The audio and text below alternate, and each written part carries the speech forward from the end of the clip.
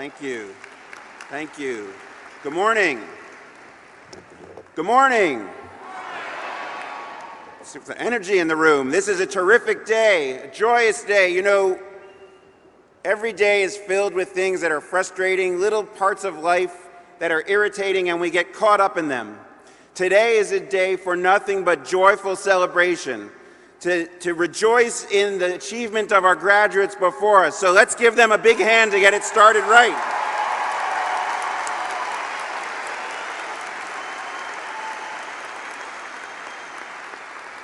It is a tremendous day, and this is a special ceremony. Some of you may have attended the university ceremonies earlier this week, in which graduates were gathered, in some sense, by where they are in their academic progress. A bachelor's degree, a master's degree, a doctoral degree. This gathering is different because here we are brought together by what unites us. What is our common goal, whether it is an undergraduate or graduate student or professional? And that is a shared commitment to public service. And let me humbly suggest that this is not just a differentiating characteristic, it is a characteristic that makes us just a little bit better than everybody else.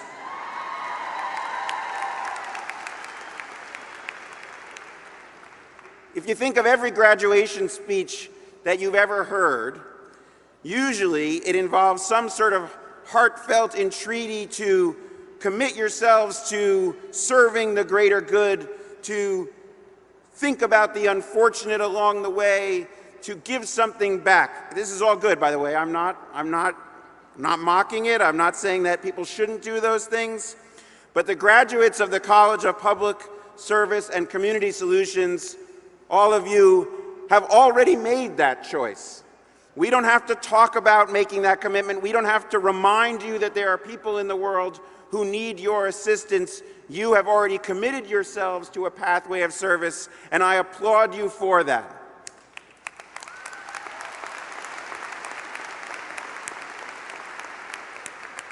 Now, what's exciting about this college is that while we have that common commitment to public goods, each of you are choosing to pursue it in your own way. So if you're in the School of Community Resources and Development, maybe you're a recreational therapy major, or maybe you're interested in the management of public lands, but maybe you're a criminology and criminal justice major and you're interested in figuring out how to make our neighborhoods safer or how to prevent people from being victimized.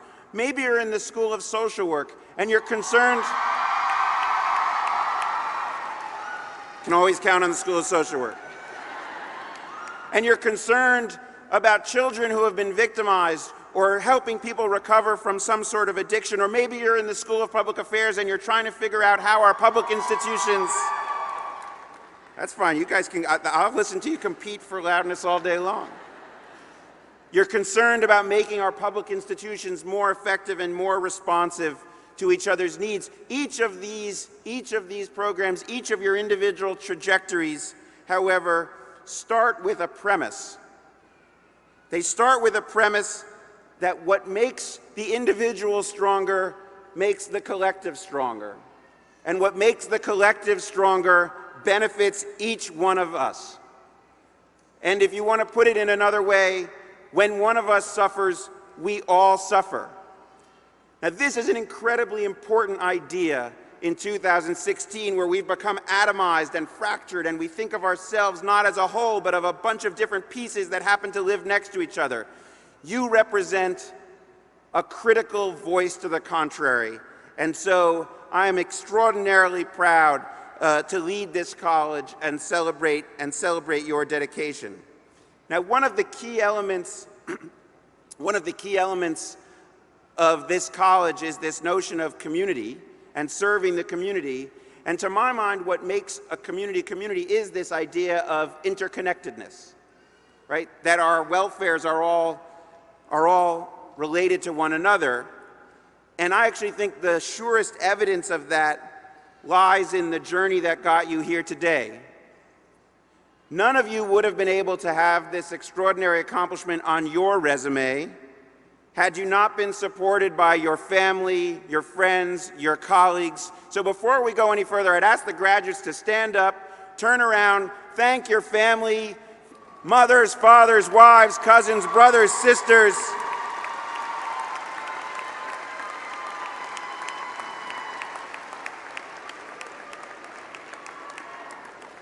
Every one of them played a critical role in getting you here today.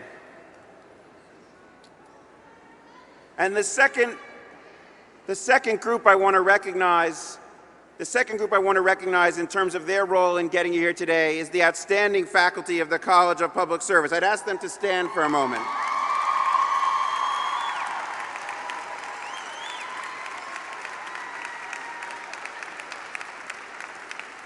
Your professors obviously taught you in the classroom. They already sat there lazy, they don't want to stand and be recognized. They're very humble people. They not only taught you in the classroom, but what's exciting and what people I think don't necessarily know is that our professors are not just writing academic articles, but they are out there solving problems, leading interventions to make our communities stronger, and involving the students as much as possible in crafting those solutions. And so I honor the faculty of this college and urge that we recognize their achievement.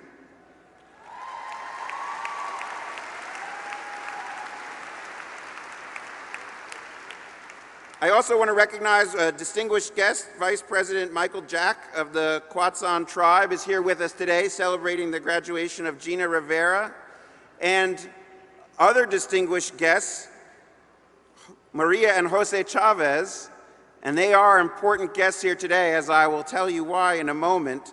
They are the parents of our incredible speaker, Ana Maria Chavez. So where are Maria and Jose? I know they're here somewhere. Where? There they are.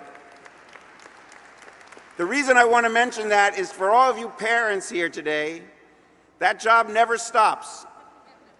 But the good thing is the benefits never stop either. You get to be proud of what these graduates are going to do for the rest of their lives and yours. And so we are extraordinarily blessed to have Ana Maria's parents with her. I couldn't be more excited to introduce to you our keynote speaker today, who we have been trying to get here for years.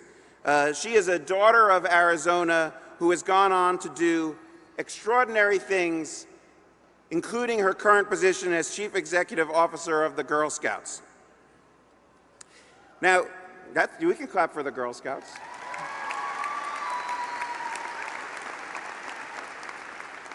In fact, the Girl Scouts have been since 1912 one of the preeminent leadership organizations in the world, with now over 2.7 million members worldwide and a focus on building girls' confidence and skills to make a difference in the world. And as you'll hear more from our speaker, it's an organization that understands that it needs to be adaptive to the needs of our time. And Ana Maria Chavez is reinventing the Girl Scouts to make it relevant in 2016. But before she rose to these lofty heights, she was like you, somebody learning, studying in Arizona and thinking about her future. Her desire to make the world her place took her first to Yale University, where she earned a degree in history, and then back to Arizona, where she earned a law degree at the University of Arizona.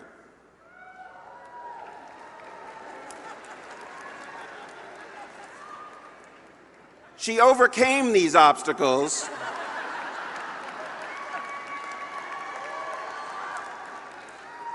She overcame these obstacles to serve in the Clinton administration and later again returned to Arizona to be a deputy chief of staff for Governor Napolitano, but knew all along that her true passion was serving children. And so she left the realm of public administration, of government, to be CEO of the Girl Scouts of Southwest Texas, and rapidly proved her value and became head of the Girl Scouts CEO in 2011. She's done extraordinary things, recognized by Fortune magazine as one of the 50 most accomplished leaders in the world, and as I said, is revitalizing the Girl Scouts focusing it on STEM and financial literacy, creating an organization that creates leaders for the 21st century and beyond.